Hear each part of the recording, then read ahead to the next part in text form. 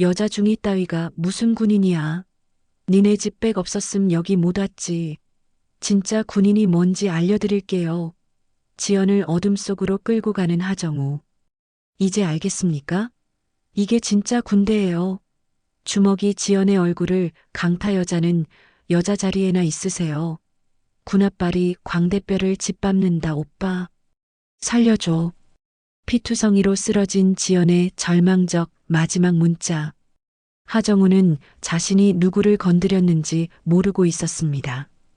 과연 이 끔찍한 폭력의 결말은 어떻게 될까요? 잠깐 1초만 투자해서 구독, 좋아요, 버튼 꾹 눌러주시면 이런 감동적인 영상 제작에 큰 힘이 됩니다. 충격적인 반전이 기다리는 이 이야기, 지금 바로 시작하겠습니다. 새벽 5시 30분, 제7보병사단의 기상 나팔이 울려 퍼졌습니다. 하지만 그 나팔 소리와 함께 생활관 어딘가에서 묵직한 쿵 소리가 들려왔어요. 마치 누군가 바닥에 떨어진 듯한 소리였습니다. 병사들은 서로 눈치를 보며 조심스럽게 일어났죠.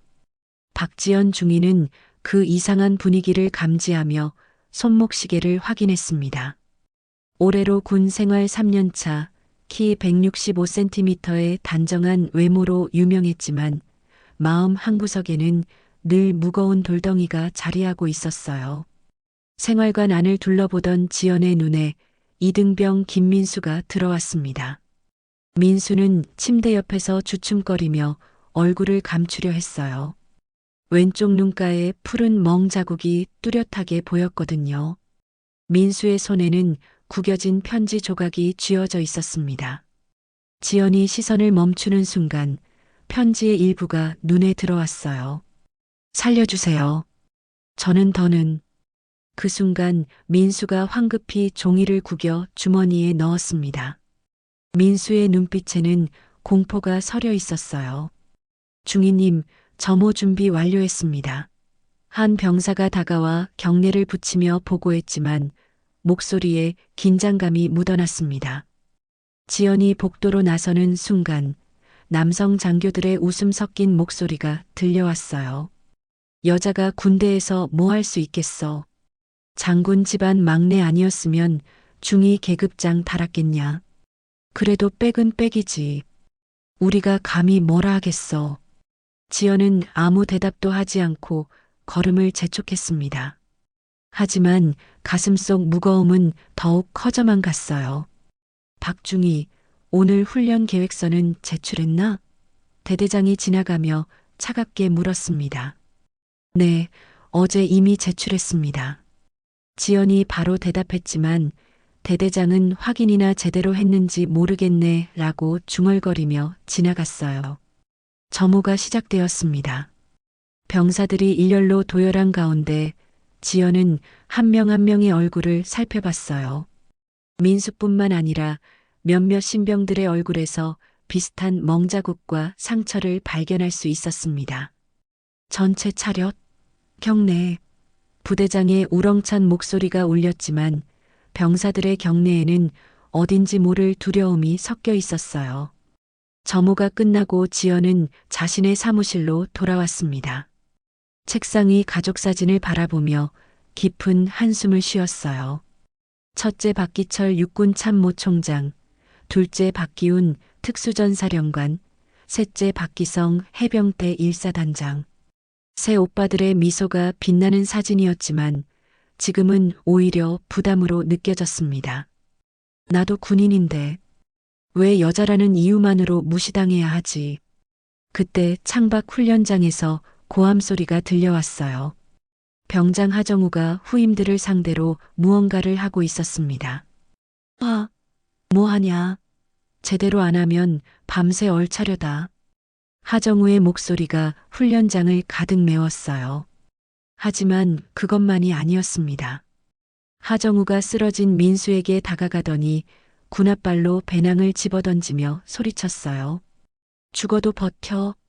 이게 군대야. 여기서 살아남지 못하면 진짜 군인 아니야.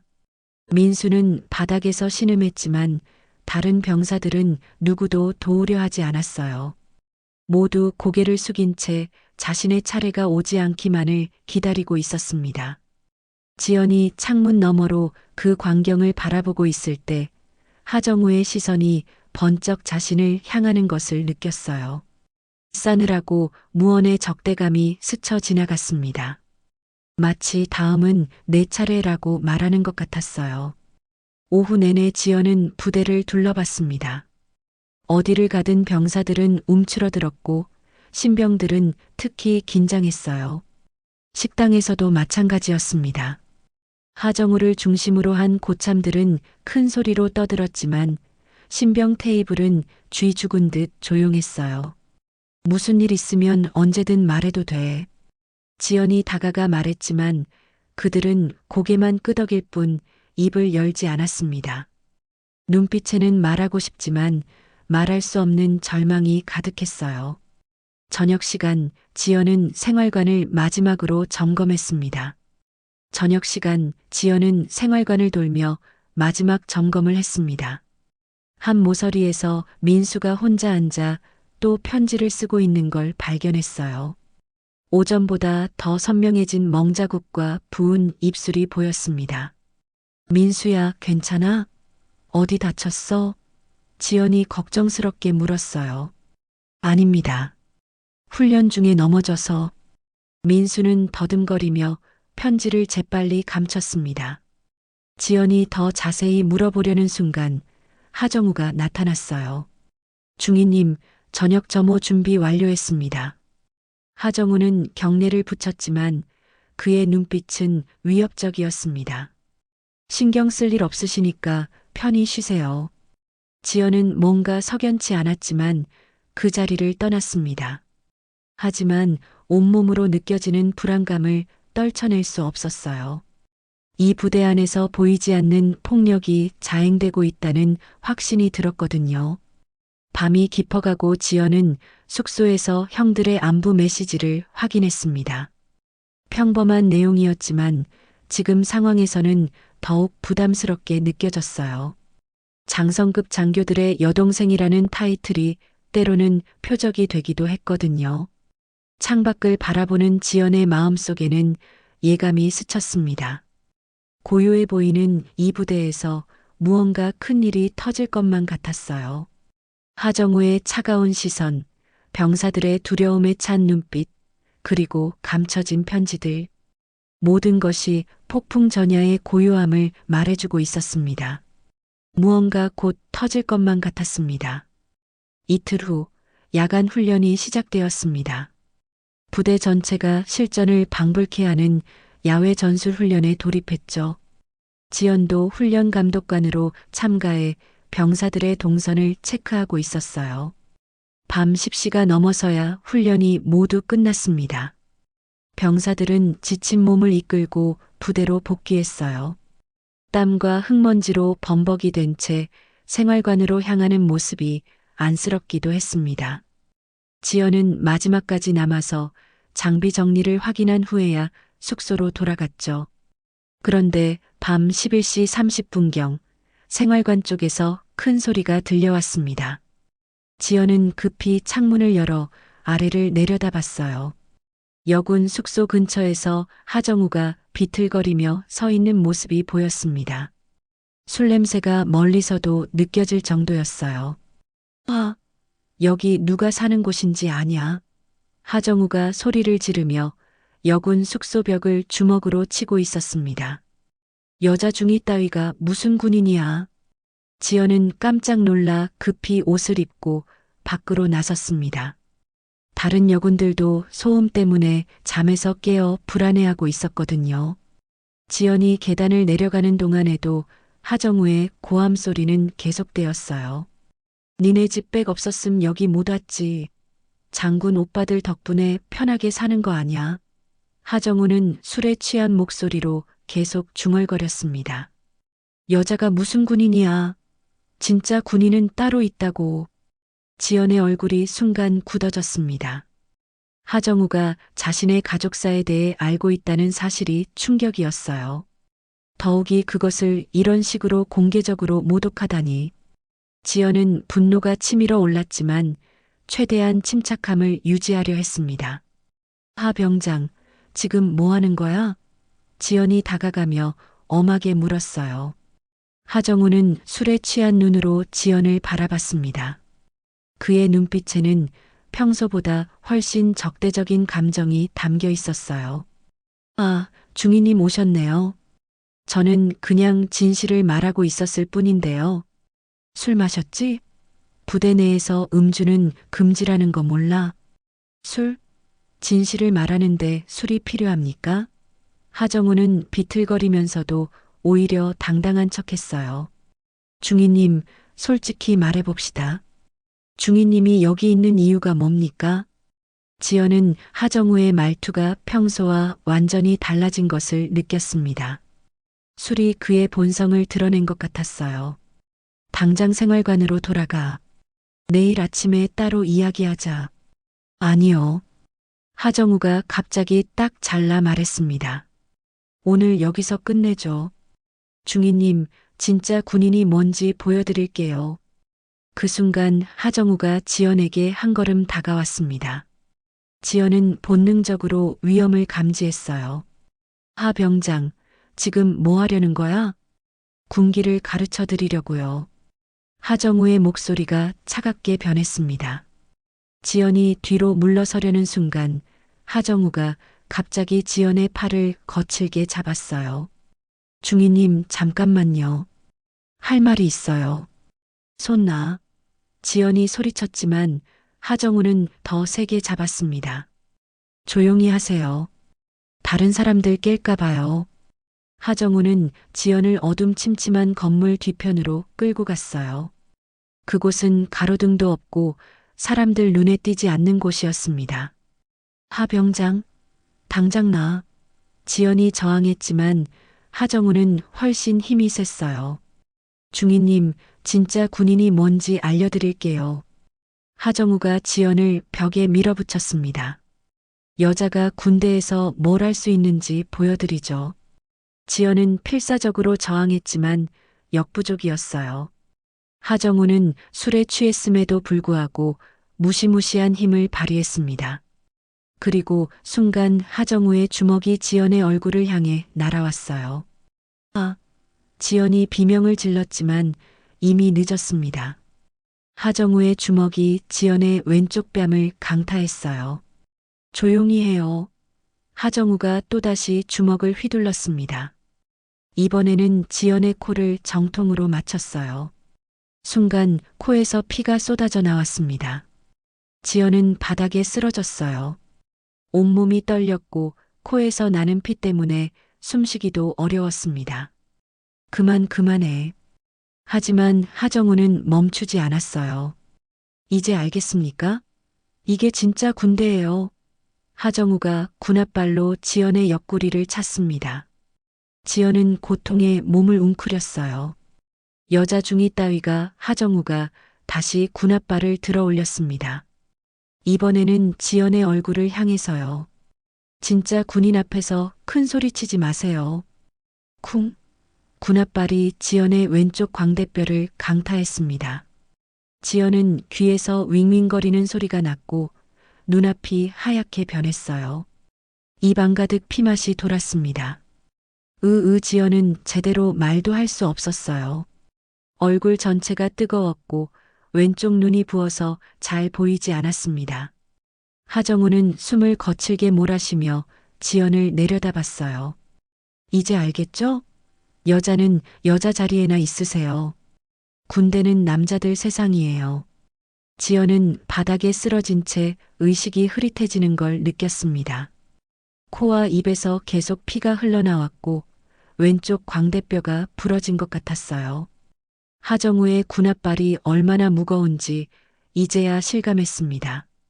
다음부터는 조심하세요. 하정우가 마지막으로 말하고는 비틀거리며 어둠 속으로 사라졌어요.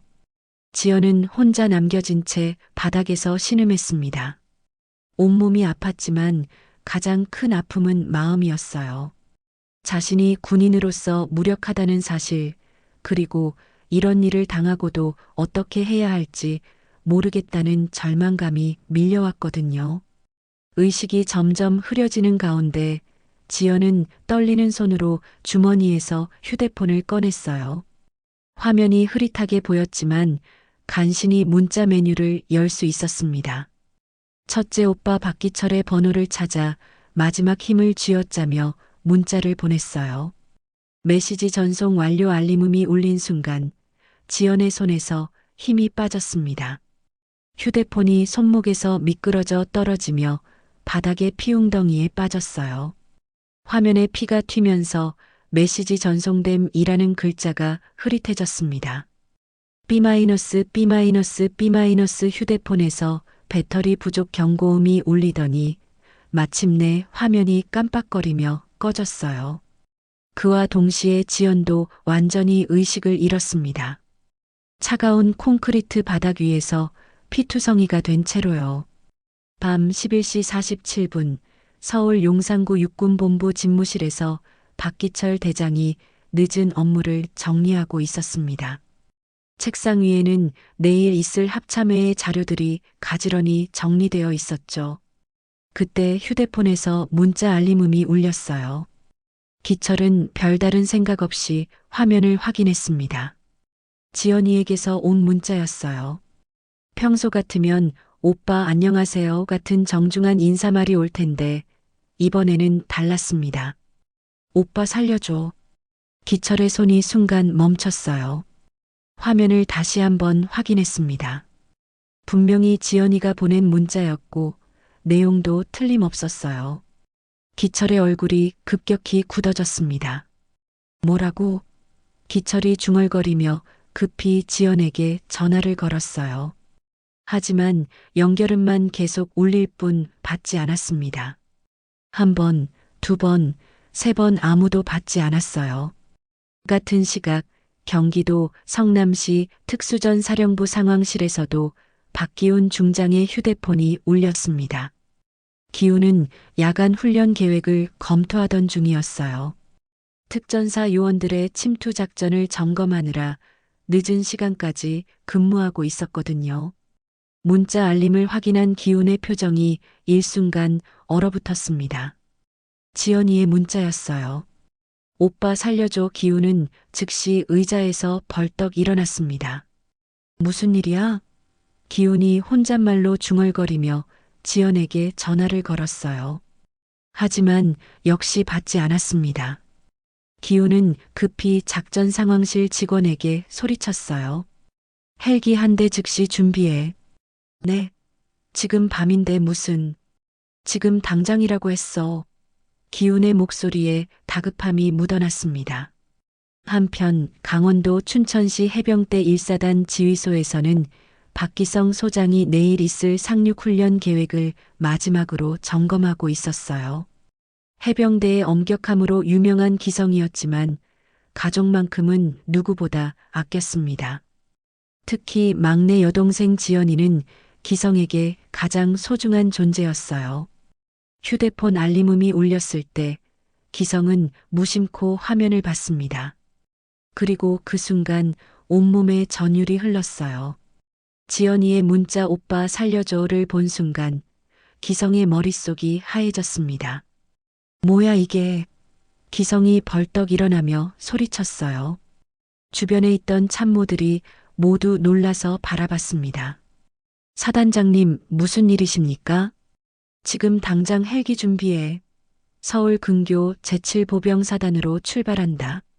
기성의 목소리가 지휘소 전체에 울려 퍼졌습니다. 세 형제는 각자 다른 곳에 있었지만 모두 같은 생각을 하고 있었어요. 막내 여동생에게 무슨 일이 일어났다는 것이었습니다. 그리고 그 일이 심각하다는 것도 직감적으로 알 수 있었어요. 기철은 급히 기훈에게 전화를 걸었습니다. 기훈아, 너도 지연이한테 문자 받았지? 형, 나도 지금 헬기 준비 중이야. 뭔가 큰일 난 것 같아. 기성이한테도 연락해봐. 우리 모두 제7사단으로 가야겠어. 기훈은 즉시 기성에게 전화했어요. 기성아, 형, 나도 지금 출발 준비 중이야. 지연이한테 무슨 일이 일어난 거야? 모르겠어. 하지만 분명 심각한 상황이야. 살려달라고 문자를 보낼 정도면. 세 형제의 마음은 하나였습니다. 평생을 군인으로 살아오면서 수많은 위기 상황을 겪어봤지만 이번만큼은 달랐어요. 가족이 위험에 처했다는 생각에 평정심을 잃을 뻔했거든요. 기철은 육군본부에서 가장 빠른 헬기를 요청했습니다. 지금 당장 헬기 띄워. 최우선 긴급 상황이야. 대장님, 야간 비행은 위험하고 절차고 뭐고 없어. 내 책임하에 즉시 출발한다. 기철의 목소리는 차갑고 단호했어요. 평생 규율과 원칙을 중시해온 그였지만 가족 앞에서는 모든 규칙을 무시할 수 있었습니다. 기훈도 특전사 최고 성능의 헬기를 준비했습니다. 특전사 전술 헬기 띄워. 지금 당장. 중장님, 야간작전 승인이 필요한데. 내가 직접 간다. 승인은 나중에. 기훈은 행동이 먼저인 특전사 출신답게 즉시 움직였어요. 복잡한 절차보다는 직접 현장에 뛰어드는 게 그의 방식이었거든요. 기성은 해병대 특유의 신속함으로 움직였습니다. 필승, 즉시 헬기 준비. 내가 직접 조종한다. 사단장님, 직접 조종하시겠다고요? 내 동생을 건드린 놈이 누구든 용서 안 한다. 기성의 목소리에는 해병대다운 의리와 가족에 대한 뜨거운 사랑이 담겨 있었어요. 헬기 조종쯤은 아무것도 아니야. 출발한다. 세 대의 헬기가 각각 다른 장소에서 이륙했습니다. 한밤중 하늘을 가르며 모두 같은 목적지를 향해 날아가고 있었어요. 기철은 헬기 안에서 차가운 분노를 다스리며 중얼거렸어요. 법과 군의 원칙을 짓밟은 죄, 내가 끝까지 묻겠다. 기훈은 주먹을 꽉 쥐며 으르렁거렸어요. 내가 직접 놈을 끌어내겠다. 특전사다운 직접적인 분노가 폭발했습니다. 기성은 헬기를 조종하면서도 해병대 특유의 의리로 맹세했어요. 내 동생을 올린 놈은 내 주먹으로라도 갚겠다. 세 형제의 결심은 단 하나였습니다. 누가 막내 여동생을 이렇게 만들었든 반드시 책임을 지게 하겠다는 것이었어요. 군을 지키는 것도 중요하지만 가족을 지키는 것이 더 우선이었거든요. 밤하늘을 가르는 세대의 헬기 프로펠러 소리가 점점 커지고 있었습니다. 제7보병사단을 향해서요. 그곳에서는 지연이가 여전히 차가운 바닥에 쓰러져 있었고 아무도 그 사실을 모르고 있었어요. 하지만 곧 모든 것이 바뀔 예정이었습니다.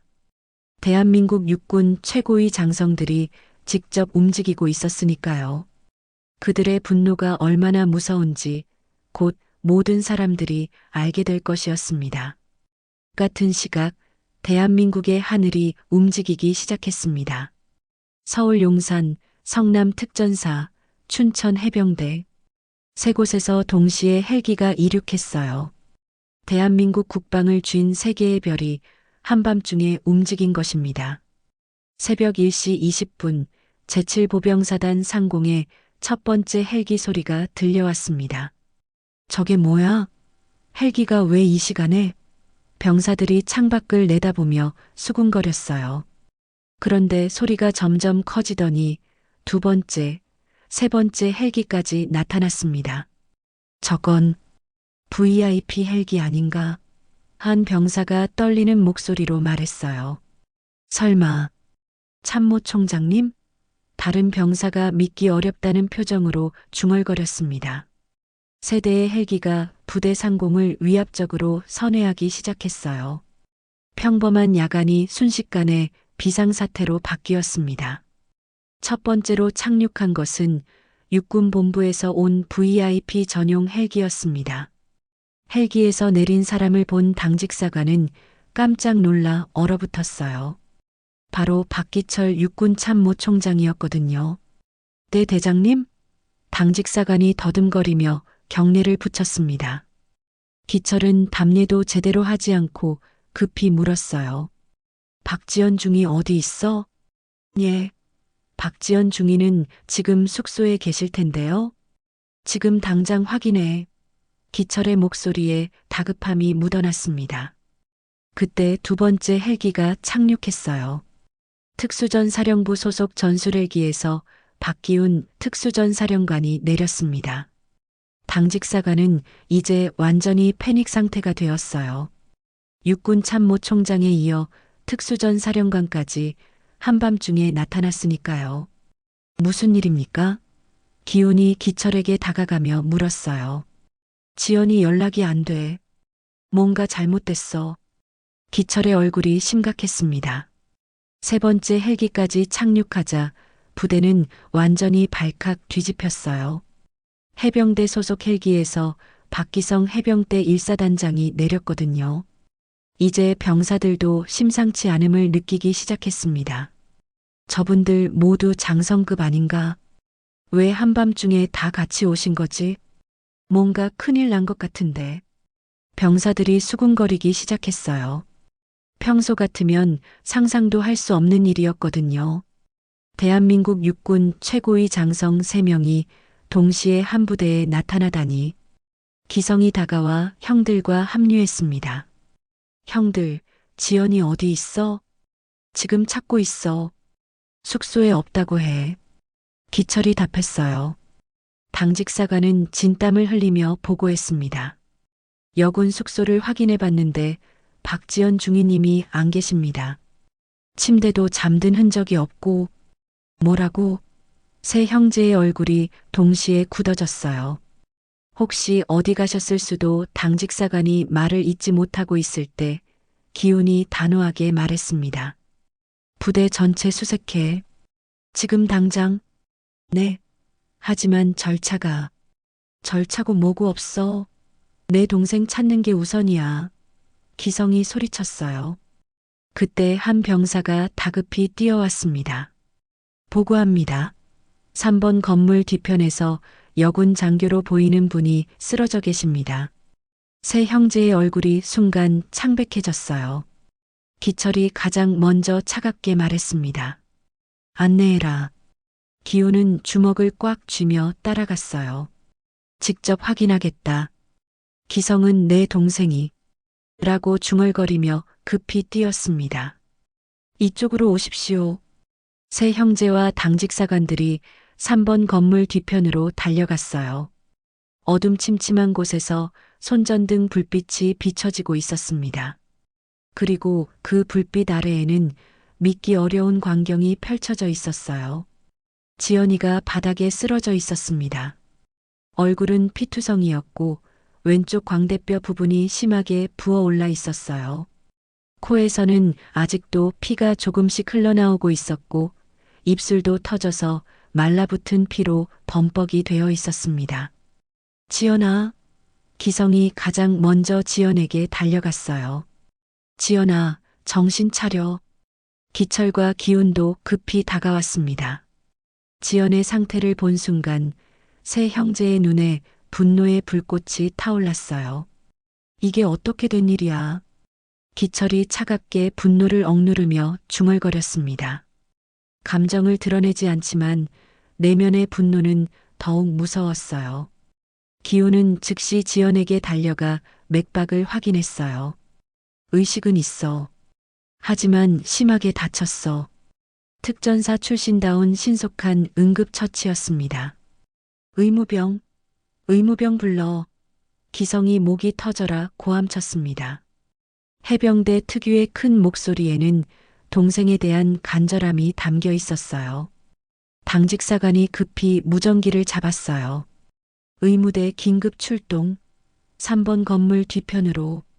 의무병들이 달려와 지연을 응급처치하기 시작했습니다. 들것에 지연을 옮기는 동안 기철이 당직사관을 붙잡고 물었어요.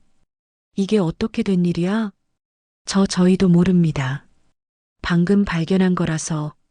모른다고? 기성의 목소리가 위험하게 낮아졌어요. 내 동생이 이렇게 될 때까지 아무도 몰랐다는 말이야? 의무병이 기성에게 다가와 보고했습니다. 사단장님, 얼굴에 심한 타박상이 있고 코뼈 골절 의심됩니다. 즉시 병원으로 후송해야 합니다. 후송 준비해. 기훈이 명령했어요. 그때 부대장이 급히 나타났습니다. 한밤중에 장성급 인사들이 나타났다는 보고를 받고 부랴부랴 온 것이었어요. 참모총장님, 특전사령관님, 사단장님, 무슨 일이시라서. 부대장은 들것에 실린 지연을 보고 깜짝 놀랐어요. 저분이 내 동생이야. 기철이 차갑게 말했습니다. 박지연 중위, 우리 막내 여동생. 부대장의 얼굴이 하얗게 변했어요. 육군 참모총장의 여동생이 자신의 부대에서 이런 일을 당했다니. 이건 단순한 사고가 아니었어요. 어떻게 이런 일이. 부대장이 더듬거렸습니다. 그게 우리가 묻고 싶은 말이야.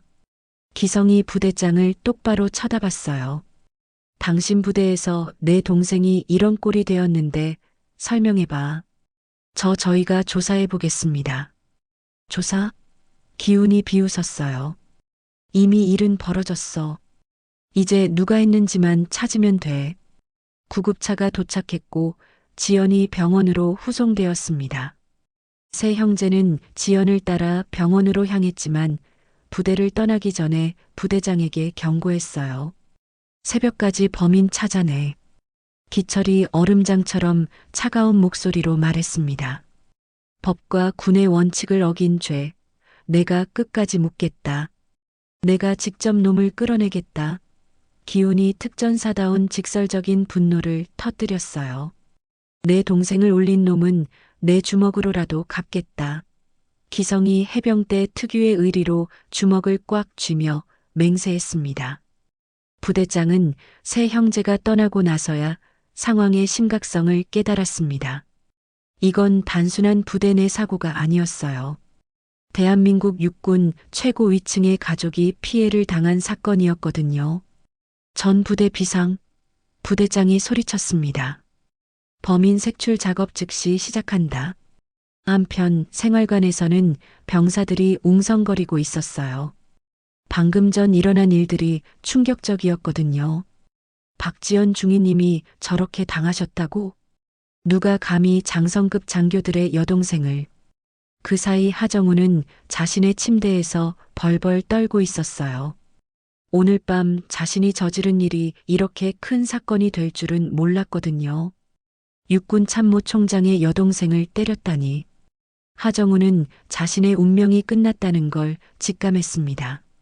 새벽 3시 국군수도병원 응급실에는 긴장감이 가득했습니다. 의료진들이 분주하게 움직이며 지연의 치료에 전념하고 있었어요. 세 형제는 수술실 앞 복도에서 초조하게 기다리고 있었습니다. 수술 중 표시등이 켜진 채 몇 시간째 꺼지지 않고 있었어요. 기철은 복도를 왔다 갔다 하며 발걸음을 멈추지 못했습니다.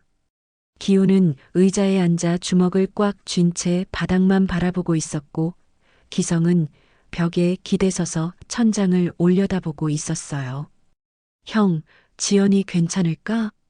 기성이 떨리는 목소리로 물었습니다. 괜찮을 거야. 우리 지연이 강한 아이잖아.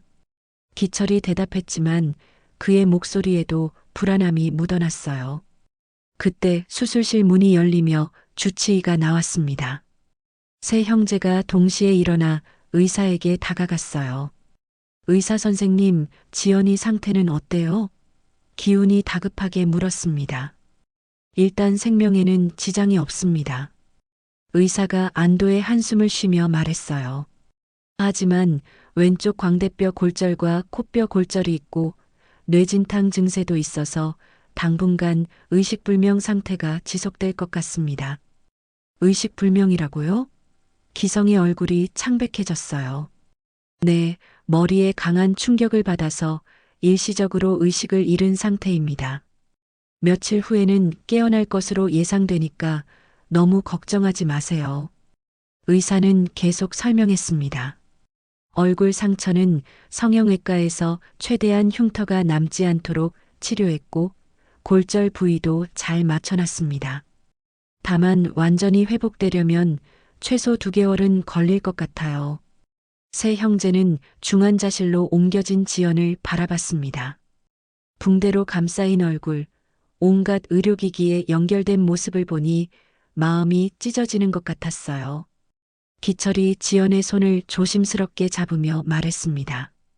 지연아, 오빠가 왔어. 금방 나을 거야. 내가 평생 지켜온 군의 명예가 기철의 목소리가 떨렸어요. 내 동생의 피로 더럽혀지다니. 기훈이 주먹을 벽에 치며 분노를 터뜨렸습니다. 내가 직접 그놈을 찾아내겠어. 누가 감히 우리 지연이를. 형, 진정해. 기성이 기운을 말렸지만 자신도 분노로 온몸이 떨리고 있었어요. 새벽 5시 제7보병사단에서는 전 부대가 비상사태였습니다.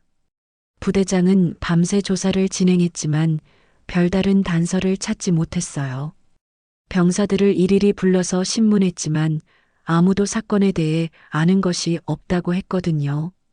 정말 아무것도 모르겠다는 거야? 부대장이 답답해하며 물었어요. 네, 저희는 모두 잠들어 있었습니다. 병사들이 한결같이 대답했어요. 하지만 이등병 김민수는 달랐습니다. 민수는 어젯밤 늦게까지 편지를 쓰다가 창문 너머로 무언가를 목격했었거든요. 하정우가 지연을 끌고 가는 모습을 봤던 것이에요. 민수는 고민에 빠졌습니다. 하정우의 폭력은 이미 경험해 본 터라 무서웠지만 지연 중이가 그렇게 당하는 걸 그냥 넘어갈 수는 없었어요. 마침내 민수가 용기를 내어 부대장실 문을 두드렸습니다. 보고할 게 있습니다. 뭔데? 어젯밤에 하정우 병장이 박지연 중위님을 끌고 가는 걸 봤습니다. 부대장의 눈이 번뜩 빛났어요. 확실해? 네, 분명히 봤습니다. 하정우 병장이 술에 취해서 중위님을 3번 건물 뒤편으로. 부대장은 즉시 하정우를 호출했습니다. 하정우는 이미 체념한 표정이었어요. 사건이 이렇게 커진 이상 자신이 들킬 것이라는 걸 알고 있었거든요. 하정우 병장, 어젯밤에 뭘 했어? 부대장이 엄하게 물었어요. 저는 하정우가 더듬거렸습니다. 박지연 중위와 무슨 일이 있었는지 말해. 죄송합니다. 하정우가 고개를 숙였어요. 제가 잘못했습니다. 부대장은 하정우의 자백을 받고 즉시 세 형제에게 연락했습니다. 범인을 찾았습니다. 하정우 병장입니다. 기철이 전화를 받고 말했어요. 지금 당장 구속해. 우리가 직접 갈 테니까 절대 놓치지 마. 그 시각 부대 내부에서는 또 다른 움직임이 있었습니다. 대대장과 몇몇 간부들이 은밀하게 회의를 하고 있었어요. 이 일을 어떻게 처리할까? 대대장이 걱정스럽게 물었어요. 장군들이라고 해도 우리 부대 일에 직접 개입할 수는 없지 않습니까? 한 간부가 말했어요. 그래도 상대가 육군 참모총장인데 하정우 한 명만 희생양으로 내세우면 될 거 아닙니까? 부대 전체가 책임질 필요는 없죠. 부대장이 그 이야기를 듣고 고개를 저었어요. 안 돼. 이건 단순한 사고가 아니야. 조직적으로 은폐하려다가는 더 큰일 난다. 하지만 일부 간부들은 여전히 사건을 축소하려고 했습니다. 자신들의 승진과 경력에 타격이 올까봐 걱정했거든요. 부대장님, 이 일이 알려지면 우리 부대 평판보다 중요한 게 뭔지 알아? 부대장이 화를 내며 말했어요. 지금 육군 참모총장의 여동생이 우리 부대에서 구타당해서 병원에 누워 있어. 이걸 어떻게 덮겠다는 거야? 오전 8시 세 형제가 다시 부대로 돌아왔습니다. 병원에서 지연의 상태가 안정되었다는 확인을 받고 온 것이었어요. 하지만 그들의 얼굴에는 여전히 분노가 가득했습니다. 하정우는 어디 있어? 기성이 부대장에게 물었어요. 구치소에 구금해뒀습니다. 데려와. 기철이 차갑게 말했습니다. 얼마 후 하정우가 헌병들에게 끌려왔어요. 하정우는 고개를 푹 숙인 채 새 형제 앞에 섰습니다. 고개 들어. 기훈이 명령했어요. 하정우가 떨리는 마음으로 고개를 들었습니다. 새 형제의 차가운 시선이 자신을 뚫어보고 있었어요. 왜 그랬어? 기성이 물었습니다. 죄송합니다. 제가 미쳤었습니다. 하정우가 떨리는 목소리로 대답했어요. 미쳤다고? 기철이 얼음처럼 차가운 목소리로 말했어요. 군법을 어긴 죄의 변명은 통하지 않는다. 내가 직접 너를 끌어내겠다. 기훈이 위협적으로 다가섰어요. 내 동생을 울린 죄, 내 주먹으로라도 갚겠다. 기성이 해병대 특유의 의리를 보였습니다. 하정우는 더 이상 변명할 말이 없었습니다. 그는 바닥에 무릎을 꿇고 빌기 시작했어요. 살려만 주십시오. 저는 그냥. 새 형제는 하정우를 내려다보며 분노를 참고 있었습니다. 지금 당장 그를 처단하고 싶었지만 그들은 군인이었어요. 법과 절차를 무시할 수는 없었거든요. 군인이면 군답게 책임져. 기성이 차갑게 돌아서며 말했습니다. 하정우의 운명은 이미 결정되었습니다. 그리고 이 사건을 계기로 부대 전체에 큰 변화가 시작될 예정이었어요. 오전 10시 제7보병사단 회의실에서는 긴급 간부회의가 열렸습니다. 새 형제와 부대장, 그리고 주요 간부들이 모여 앉아 있었어요. 회의실 분위기는 무겁기만 했습니다. 부대장이 먼저 입을 열었어요. 이번 사건에 대해 깊이 사과드립니다. 제 관리 소홀로 이런 일이. 사과는 나중에 해. 기철이 차갑게 말을 끊었습니다. 지금 중요한 건 이런 일이 왜 일어났는지, 그리고 어떻게 해결할 건지야. 기훈이 테이블에 놓인 자료를 들어 올리며 말했어요. 하정우 개인의 문제가 아니야. 이 부대 전체에 문제가 있어.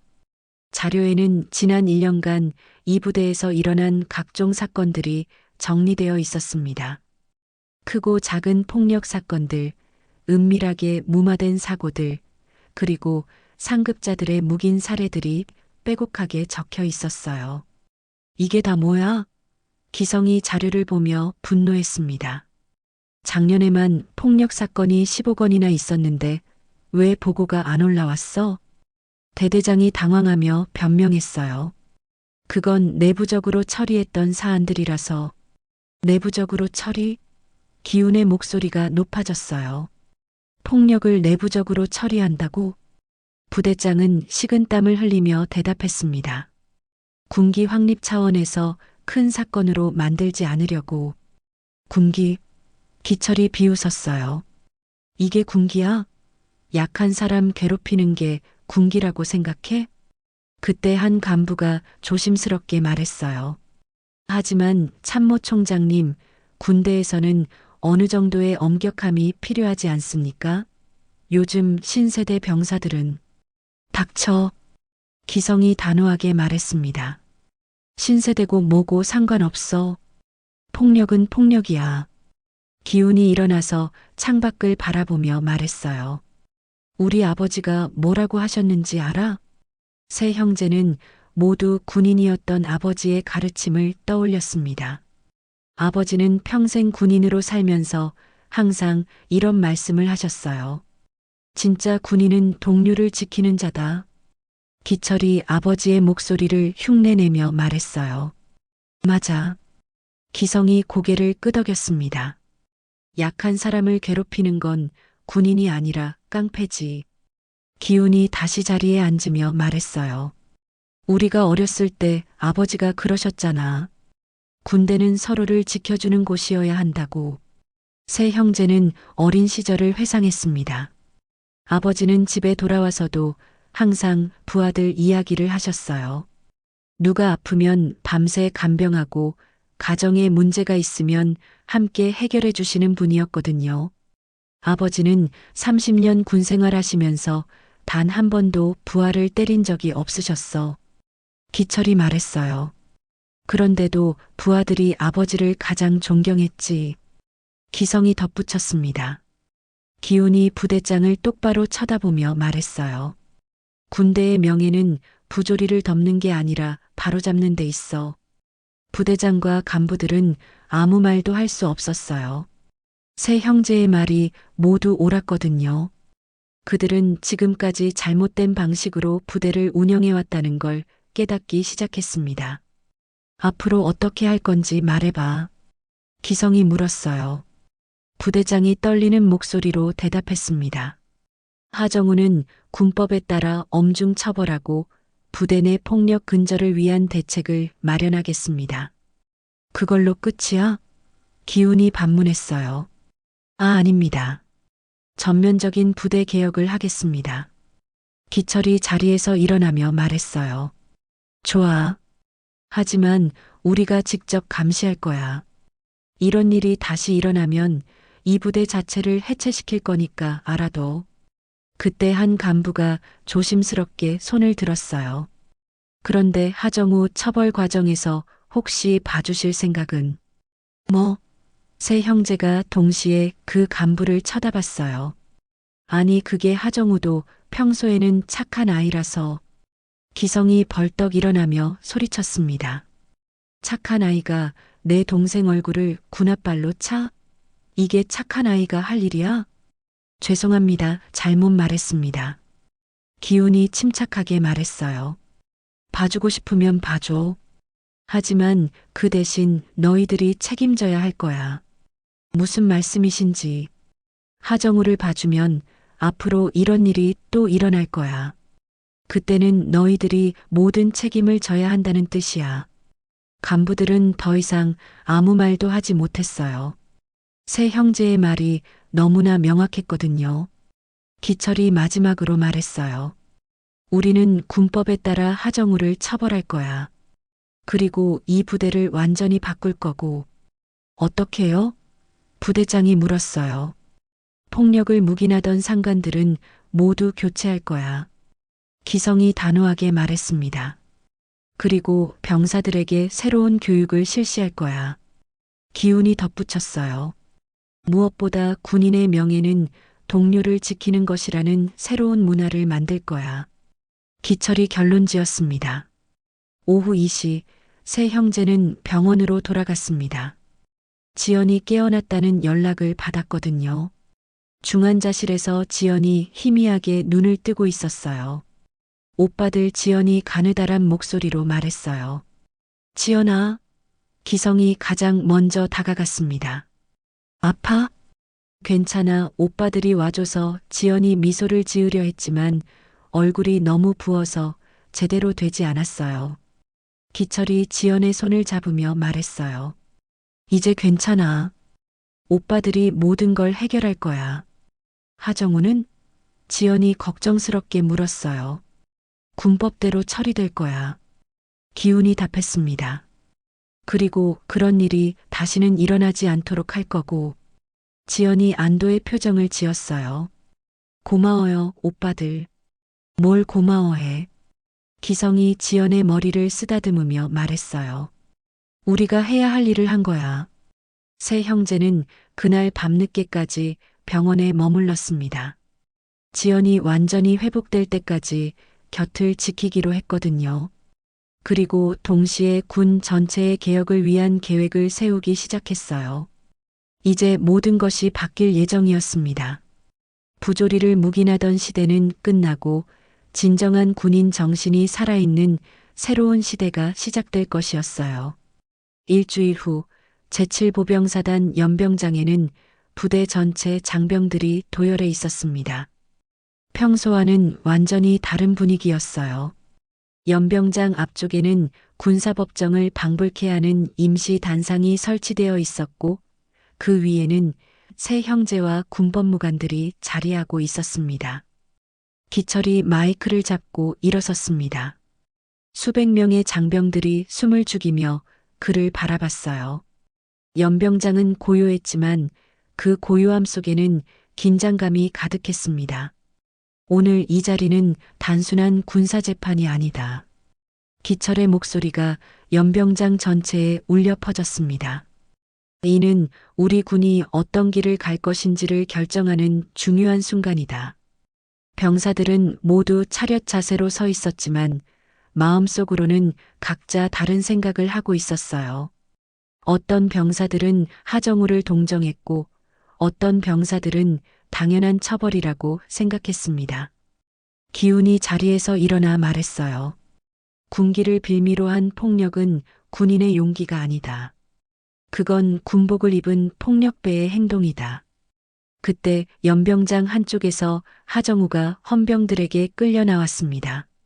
수갑을 찬 채 고개를 푹 숙이고 있는 하정우를 본 병사들이 웅성거리기 시작했어요. 하정우야, 저렇게 될 줄 몰랐는데. 하정우는 단상 앞에 세워졌습니다. 일주일 전에 당당했던 모습은 온데간데 없이 사라지고 완전히 초라한 모습이었어요. 군복도 제대로 입지 못한 채 떨고 있었습니다. 기성이 하정우를 내려다보며 말했어요. 하정우 병장, 고개를 들어. 하정우가 떨리는 몸으로 고개를 들었습니다. 그의 눈에는 후회와 두려움이 가득했어요.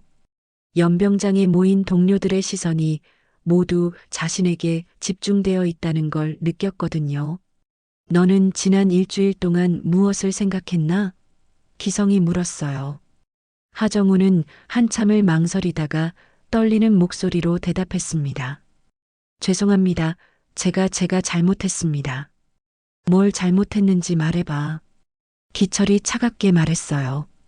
저는 박지연 중위님을 폭행했습니다.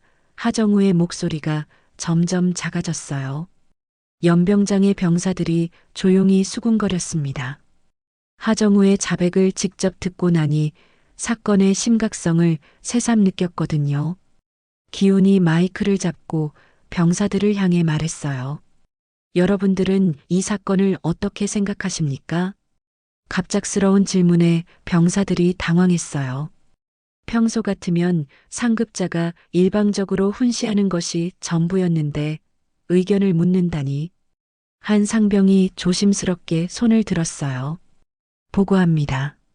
하정우 병장의 행동은 잘못되었다고 생각합니다. 왜 그렇게 생각하나? 기성이 물었어요.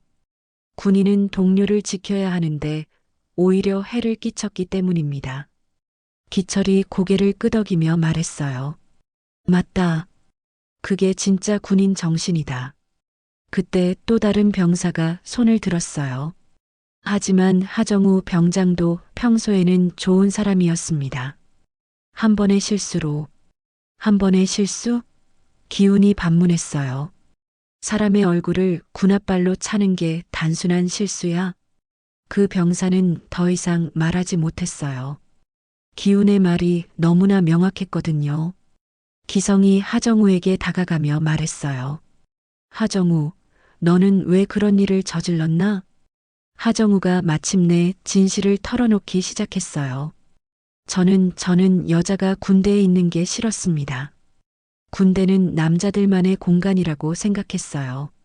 그래서 기철이 더 추궁했어요. 특히 박지연 중위님은 장성급 장교들의 여동생이라서 더 화가 났습니다. 자신은 노력하지 않고도 편하게 지낸다고 생각했어요. 연병장이 조용해졌습니다. 하정우의 솔직한 고백에 모든 사람들이 충격을 받았거든요. 기훈이 하정우를 똑바로 쳐다보며 말했어요. 그럼 지연이가 뭘 잘못했나? 아무것도. 하정우가 고개를 떨구며 대답했어요. 그럼 왜 때렸어? 하정우는 더 이상 대답할 수 없었어요. 자신의 행동이 얼마나 비이성적이었는지 깨달았거든요. 기성이 연병장의 모든 병사들을 향해 소리쳤습니다. 듣고 있나? 이게 바로 편견이 얼마나 무서운지 보여주는 사례다. 하정우는 지연이가 여자라는 이유만으로, 그리고 가족 배경 때문에 미워했다. 하지만 그런 게 폭력의 이유가 될 수 있나? 병사들이 모두 아닙니다. 라고 대답했어요. 기철이 마이크를 잡고 말했어요. 지연이는 여러분과 같은 군인이다. 성별이나 배경과 상관없이 이 나라를 지키겠다는 마음으로 여기에 있는 거다. 그런 동료를 폭행하는 건 군인이 할 일이 아니다. 기운이 덧붙였어요. 하정우는 점점 더 작아지고 있었어요. 수백 명의 시선이 자신을 향하고 있고 자신의 잘못이 얼마나 큰지 깨닫게 되었거든요. 하정우, 마지막으로 할 말 있나? 기성이 물었어요. 하정우가 떨리는 목소리로 말했어요. 죄송합니다. 박지연 중위님께 그리고 모든 분들께 저는 군인이 될 자격이 없는 사람이었습니다. 그러더니 갑자기 하정우가 무릎을 꿇고 오열하기 시작했어요. 살려만 주십시오. 저는 그냥 무서웠어요. 여자 장교가 저보다 잘나 보여서 제가 초라해 보일까봐. 연병장의 분위기가 숙연해졌습니다. 하정우의 진심 어린 참회를 보며 많은 병사들이 자신을 돌아보게 되었어요. 기성이 차갑게 돌아서며 말했어요. 군인이면 군답게 책임져라. 군법무관이 일어나서 판결을 선고했습니다. 하정우 병장, 상급자 폭행 및 군기문란 혐의로 군법회의 회부 및 불명예 전역 처분한다. 하정우는 헌병들에게 끌려가면서도 계속 죄송합니다를 반복했어요. 그의 모습을 본 병사들은 각자 다른 감정을 느꼈습니다. 동정하는 마음도 있었지만 동시에 경각심도 갖게 되었어요. 기철이 마지막으로 연병장의 모든 병사들에게 말했어요. 오늘 이 일을 잊지 마라. 진짜 용기는 약한 사람을 괴롭히는 게 아니라 보호하는 거다. 앞으로 이 부대에서는 그 누구도 동료를 괴롭히는 일이 없어야 한다. 기운이 덧붙였어요. 우리는 서로를 지키는 진짜 군인이 되어야 한다. 기성이 마무리했습니다. 연병장에서 울려 퍼지는 세 형제의 목소리를 들으며 병사들은 새로운 다짐을 하게 되었어요. 이제 정말로 모든 것이 바뀔 것이라는 확신을 갖게 되었거든요. 6개월 후 가을바람이 선선하게 부는 10월의 어느 날이었습니다. 제7보병사단은 완전히 다른 모습으로 변해 있었어요. 연병장에서는 병사들이 서로 격려하며 훈련하는 모습을 볼 수 있었고 생활관에서는 선우임 간의 따뜻한 대화 소리가 들려왔습니다. 그날 아침 부대 정문으로 한 대의 승용차가 들어왔어요. 차에서 내린 사람은 바로 박지연이었습니다.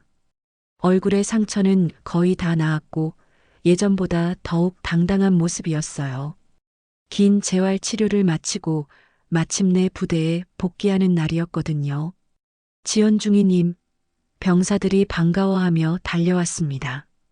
특히 이등병 김민수는 가장 먼저 다가와 경례를 붙였어요. 중위님, 완전히 회복되신 것 같아요. 민수가 환한 미소로 말했어요. 고마워, 민수야. 그동안 잘 지냈어? 지연이 따뜻하게 답했습니다. 네, 요즘은 정말 좋아요. 선임들도 다 친절하시고 무엇보다 두려움 없이 생활할 수 있어서 행복해요. 지연은 민수의 밝아진 표정을 보며 마음이 뿌듯했어요. 6개월 전과는 완전히 다른 모습이었거든요. 그때 세 형제가 나타났습니다. 지연의 복귀를 축하하기 위해 함께 온 것이었어요. 지연아, 기성이 가장 먼저 다가와 지연을 꼭 안아주었습니다. 정말 많이 좋아졌구나. 오빠들 덕분이에요. 지연이 감사한 마음으로 말했어요. 오빠들이 없었다면 저는 지금 여기 없었을 거예요. 기철이 지연의 어깨에 손을 올리며 말했어요. 넌 이제 피해자가 아니야. 진짜 군인이야. 그동안 힘들었지? 기훈이 걱정스럽게 물었어요. 처음에는 힘들었어요. 하지만 오빠들이 만든 변화를 보면서 힘을 얻었어요. 지연의 목소리에 확신이 담겨 있었습니다. 지연은 부대를 둘러보며 놀라움을 감추지 못했어요. 6개월 전과는 완전히 다른 분위기였거든요. 병사들이 서로를 배려하고 존중하는 모습, 선우임 간의 건전한 관계, 그리고 무엇보다 모두의 얼굴에 떠오른 밝은 웃음이 인상적이었어요. 정말 많이 변했네요. 지연이 감탄하며 말했어요. 부대장이 다가와 보고했습니다. 지연 중위님 복귀 후 첫 번째 업무는 신병 교육입니다. 이번 기수부터는 새로운 교육 과정을 도입했거든요. 새로운 교육 과정이요? 네, 동료의 교육이라고 합니다. 서로를 존중하고 보호하는 방법을 가르치는 거예요. 지연은 신병 교육장으로 향했어요. 그곳에서는 갓 입대한 신병들이 교육을 받고 있었습니다. 예전과는 완전히 다른 풍경이었어요. 군인의 첫 번째 덕목은 무엇일까요? 교관이 신병들에게 물었어요. 동료를 지키는 것입니다. 신병들이 힘차게 대답했어요. 맞습니다. 진짜 용기는 약한 사람을 괴롭히는 게 아니라 보호하는 겁니다. 그때 한 신병이 지연을 발견하고 손을 들었어요. 저기 계신 분이 박지연 중위님 맞나요? 교관이 고개를 끄덕이자 신병들이 모두 지연을 바라봤습니다. 그리고 자발적으로 일어나 일제히 경례를 붙였어요. 박지연 중위님께 경례. 순간 교육장이 고요해졌습니다. 신병들의 경례에는 단순한 예의가 아닌 진심 어린 존경과 감사가 담겨 있었어요. 한 신병이 대표로 말했습니다. 중위님 덕분에 저희가 올바른 군인이 될 수 있게 되었습니다. 감사합니다. 지연의 눈가에 눈물이 맺혔어요. 6개월 전 피투성이로 쓰러졌던 피해자가 이제는 후배들에게 존경받는 선배가 된 것입니다. 고마워요, 여러분. 지연이 떨리는 목소리로 답례했어요. 우리 모두 서로를 지키는 진짜 군인이 되어요. 그 모습을 멀리서 지켜보던 세 형제의 눈에도 감동이 서렸습니다. 우리 지연이 정말 대단해졌구나. 기성이 뿌듯하게 말했어요. 저런 존경을 받을 자격이 있어. 기훈이 고개를 끄덕였습니다. 기철이 조용히 말했습니다. 우리 세대가 만든 군대가 잘못된 전통을 남겼지만 우리 자식 세대는 반드시 바꿀 수 있어. 지연이가 그걸 증명해줬지. 피해자에서 존경받는 선배로, 상처받은 여군에서 희망을 주는 리더로. 지연의 완전한 변화가 그 순간 완성되었습니다. 점심시간이 되자 지연은 식당으로 향했어요. 식당 분위기도 완전히 달라져 있었습니다. 선우임이 함께 앉아서 즐겁게 식사하는 모습이 자연스러웠어요. 중위님, 여기 앉으세요. 한 상병이 자리를 권했습니다. 지연이 앉자 주변 병사들이 반갑게 인사했어요. 중위님, 복귀하신 것을 축하합니다. 고마워. 그런데 분위기가 정말 좋아졌네. 네, 요즘은 정말 좋아요. 서로 도와주고 챙겨주는 게 당연해졌어요. 한 이등병이 조심스럽게 말했어요. 중위님, 저희는 중위님께 정말 죄송해요. 그때 도와드리지 못해서. 아니야, 그때는 어쩔 수 없었어. 지금 이렇게 변한 게 더 중요해. 지연이 따뜻하게 답했어요. 오후에는 부대 전체 집합이 있었습니다. 지연의 복귀를 공식적으로 환영하는 자리였어요. 연병장에 모인 병사들의 표정은 모두 밝았습니다. 기철이 마이크를 잡고 말했어요. 오늘 지연 중위가 우리에게 돌아왔습니다. 이는 단순한 복귀가 아닙니다. 새로운 시작을 의미합니다. 박수 소리가 연병장을 가득 메웠어요. 진심에서 우러나오는 환영의 박수였습니다. 기성이 이어서 말했어요. 지난 6개월 동안 이 부대는 완전히 바뀌었습니다. 부조리를 묵인하던 상관들은 모두 교체되었고 새로운 문화가 자리 잡았습니다. 그리고 무엇보다 여러분들의 마음이 바뀌었습니다. 기훈이 덧붙였어요. 지연이 앞으로 나와 마이크를 잡았습니다. 저는 6개월 전 이곳에서 큰 상처를 받았습니다. 하지만 오빠들과 여러분들 덕분에 더 강한 사람이 되어 돌아왔어요. 제가 당한 일이 헛되지 않았다는 걸 오늘 확인했습니다. 이 부대가 진정한 군인 정신이 살아있는 곳으로 바뀌었거든요. 연병장이 조용해졌습니다. 모든 사람이 지연의 말에 집중하고 있었어요. 군인의 명예는 동료를 지키는 것입니다. 여러분들이 그것을 보여주고 계시고 저도 그런 군인이 되겠습니다. 큰 박수가 터져 나왔어요. 지연의 용기 있는 말에 모든 사람이 감동받았거든요. 한 달 후 국군의 날 행사가 열렸습니다.